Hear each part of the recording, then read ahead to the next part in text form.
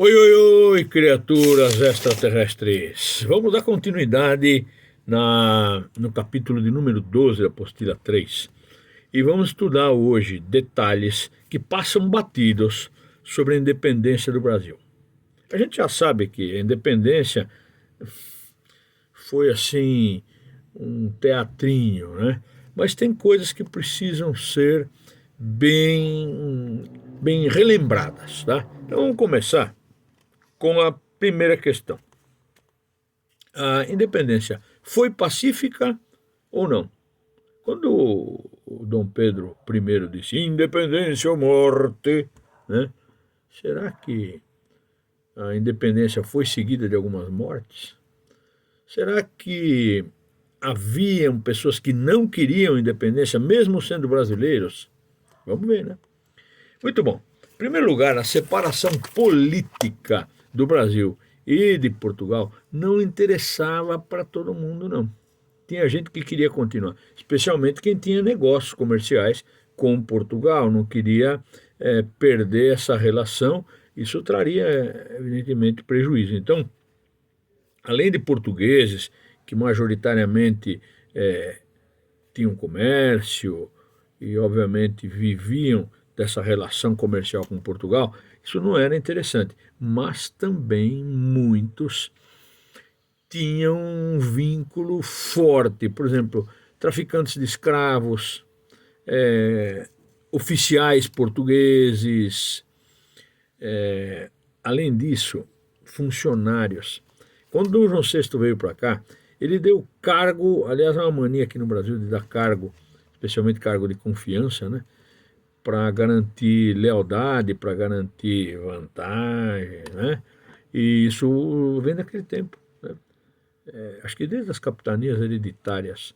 Mas nesse caso específico aqui da independência, tinha gente que se sentia muito ligado a Portugal. Então isso era assim um pouco conflitante, né? Havia grupos da elite que queriam a separação e alguns da própria elite, especialmente no Nordeste, que não queriam a separação. Não dá para entender, né? No Maranhão, vamos ver vários casos daqui a pouquinho. Portanto, houveram guerras de independência. O Dom Pedro I se viu obrigado a comprar navios, guarda bem isso, a comprar navios, a criar uma marinha, que não tinha marinha brasileira, tinha marinha portuguesa, criou uma marinha e teve até que contratar mercenários. Sabe o que são mercenários, né? São pessoas de outros países que são soldados pagos, né? São uma legião estrangeira que vem combater desde que você pague. Então eles tomam o teu lado ou o lado do inimigo se ele pagar mais caro. Muito bem. Havia também apoio de alguns, não de todos, obviamente, escravos. Eles queriam a liberdade. Só que ninguém ainda defendia, ou pelo menos significativamente defendia a alforria, a libertação dos escravos. Não, isso aí ainda não tinha rolado aqui no país. A maior parte desses conflitos ele teve apoio popular, dependendo da região, contou portanto, com a ajuda de pessoas livres e de escravos. Os escravos queriam obter a liberdade. E nós temos ainda uma coisa, alguns da elite que não queriam mais vínculos com Portugal, também colocaram seus escravos, seus agregados ali, para ajudar Dom Pedro I a combater as tropas portuguesas e os líderes que queriam fazer a manutenção do governo português aqui no Brasil. Muito bem, vamos ver os casos em que os brasileiros não queriam a separação. No Maranhão, acredita uma coisa dessa? Lá em 1823, os maranhenses estavam lutando contra Dom Pedro I. Tá? A elite maranhense tinha fortes relações, que eram parentes do Sarney, fortes relações com as autoridades portuguesas. E, com certeza, parente do Sarney, né?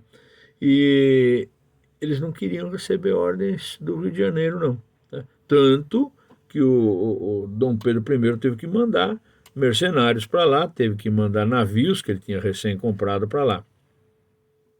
No Pará, foi preciso também mandar tropas, de soldados brasileiros e mercenários para combater os rebeldes que não queriam a independência do Brasil. Que doideira, né? Nós tivemos problemas também no que é hoje o Uruguai, na província Cisplatina. Havia um grupo de portugueses, claro, era uma propriedade de Portugal, que depois ficou para o Brasil, o Uruguai era nosso, né? Que estavam ainda lutando para preservar o domínio português no Uruguai. Então não esqueça disso. Vamos marcar? Maranhão não queria a independência. Pará teve seríssimos problemas também. Foi preciso mandar navios e tropas para lá. No Uruguai também houve resistência contra a independência. E em dois outros casos, houve luta mesmo e muitas mortes, centenas e centenas de mortes. Como, por exemplo, nós temos o caso do Piauí. No Piauí havia um governador ali chamado Cunha Fidié. Não é Fidel Castro, não é Cunha Fidié. Fidié. O Fidié era leal a Portugal e ele era o governador. Então, aí deu uma batalha, chamada Batalha do Genipapo. A Batalha do Genipapo acabou com a vitória dos fiéis a Dom Pedro I e a expulsão das tropas do Fidié. O Fidié vazou, não conseguiu vencer as tropas de Dom Pedro I. Naquela região lá do Piauí, até hoje se comemora a independência do Brasil, lembrando a batalha contra o Fidié, a batalha do Genipapo, em 1823. Teve apoio de mais de 2.000 populares contra o Fidié. Tá? Muito bem. Na Bahia, bom, os baianos já vinham há tempo querendo a independência, lembra, né, da Conjuração Baiana, eles tinham ideais libertários. Aliás, das duas conjurações, nós já falamos disso, da mineira e da baiana, a principal diferença vai cair na prova. A principal diferença era exatamente a ideia abolicionista que havia na Bahia e não havia em Minas Gerais. Na verdade, tivemos aí alguns heróis na Bahia, por exemplo, em 1823, dia 2 de julho. Eles comemoram até hoje a independência, dia 2 de julho, né, de 1823. Para eles, claro, porque eles tiveram que lutar contra Portugal. E havia um governador ali, o Inácio Bandeira de Melo. Inácio Bandeira de Melo era fiel ao Dom Pedro I e entrou em conflito com os militares portugueses. Desde antes da independência, os baianos, como eu já disse, tinham conflitos com os portugueses. Tá? Outra coisa, o Inácio Bandeira de Melo junta índios, escravos, populares e os mercenários que chegaram também para expulsar os portugueses da Bahia. E conseguem, tá? E é por isso que os baianos comemoram até hoje o dia 2 de julho de 1823 como o verdadeiro dia da independência, porque eles conseguiram então expulsar os portugueses dali da Bahia. E até hoje isso é uma data lembrada por eles, tá? Em memória da ação do Inácio Bandeira de Melo. Tá? Detalhe interessante vem agora. Olha, então nós vimos que em 1823, um ano depois da proclamação, ainda havia batalhas, portanto guerras de independência, portanto mortes. Custou, tá? Porque o imperador teve que comprar navios, teve que contratar gente para lutar, mas não foram só essas despesas não. Meus queridos, vocês precisam saber de uma coisa, a gente nunca fala isso, e é por isso que eu falei no comecinho que era importante a gente lembrar de detalhes que passam batido, tá? Por exemplo, o fato da contratação de mercenários e da formação da Marinha representou gasto. Mas você acredita que Portugal só admitiu ter perdido o Brasil 3 anos depois, em 1825? E sabe o que Portugal impôs para dar assim autorização ou aceitar a independência do Brasil? Você não vai acreditar. Exigiu que o Brasil pagasse as dívidas que Portugal tinha com a Inglaterra. Que coisa, olha que barbaridade. Quer dizer, então, que para a gente ficar livre de Portugal, além de termos lutado, além de termos contratado mercenários, além de termos tido que comprar navios, ainda tivemos que pagar as dívidas que Portugal deixou e que ele tinha com a Inglaterra. Olha que barbaridade, né? Outra coisa, eles exigiram a compensação em grana, tá? E o Brasil assumiu essa dívida. Quer dizer, Dom Pedro I era filho do Dom João VI, né? Parece-me um negócio assim de compadre, né? Ou de pai para filho, ou de filho para pai.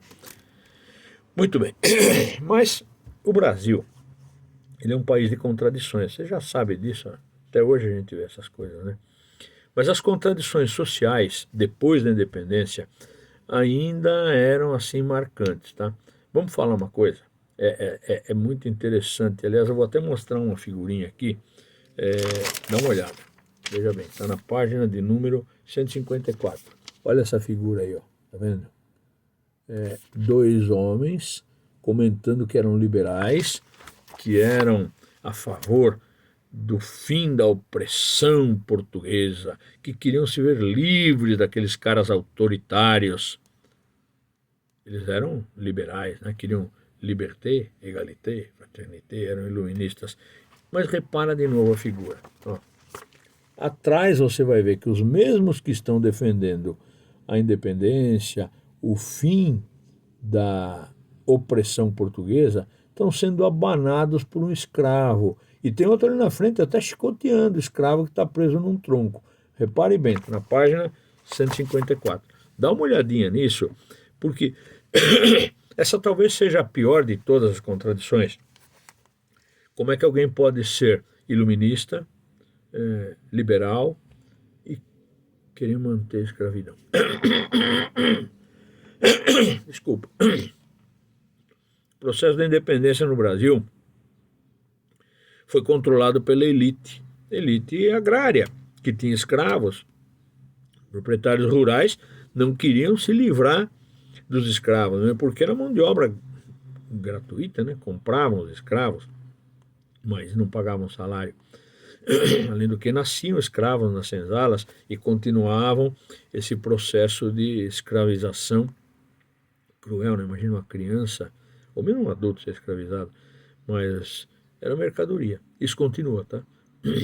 Comerciantes tinham escravos, profissionais liberais tinham escravos, com raríssimas exceções, médicos, advogados, alguns jornalistas tinham escravos.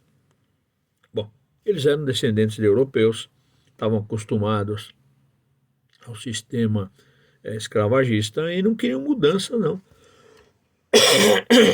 Eles lutavam para manter a liberdade, queriam se livrar de Portugal, mas queriam conservar os seus direitos, né? A independência não foi feita para mudar, não. Puxa, que coisa, né? A independência não foi feita para mudar, mas para preservar, conservar, manter a situação como estava. Só não queriam mais português mandando. Mas o resto, beleza, tá? Escravização, sistema patriarcal, muitas vezes cruel, um conservadorismo onde o pobre continuava pobre, cada vez mais pobre, e aquele que tinha condições se mantinha rico ou ficava mais rico. Portanto, as condições sociais não mudaram, não, tá? Especialmente para quem? Para os mestiços, para os negros, para os caboclos, os indígenas, nem é preciso falar, né? E, obviamente, a população mais pobre sempre foi espezinhada, explorada e excluída da participação política. Não tinha voz, não. Era algo assim desprezado. E olha, até o período do Getúlio Vargas, quando é promulgada a Constituição de 1934, os analfabetos e mendigos não podiam votar. Quer dizer, não tinham voz. A maioria era analfabeto, portanto, é triste pensar que o Brasil tem essas rupturas, rompeu com Portugal, mas tem essas continuidades, né? Portanto, são contradições sociais de um liberalismo escravocrata. Que é mais contradição do que ser liberal e escravocrata? É demais, né? A manutenção da escravidão era vantajosa. É claro que demorou até chegar essa ideia que defendia a liberação dos escravos, mas a independência não trouxe nada disso, não, tá? Então não esqueça disso. Outra coisa também, você sabe que nós vamos ter a prova trimestral. Então, assista aos vídeos anteriores, tem um monte de informações. Nós vamos fazer revisão. Vocês precisam estudar, porque a prova trimestral, ela vai cobrar de vocês o capítulo 10, o 11 e o 12. Portanto, veja toda a história que já foi contada para vocês e que está na apostila de vocês, para que vocês possam ir bem na prova, tá bom? Um beijão, se cuidem e vamos estudar para trimestral. Beijo, tchau, tchau.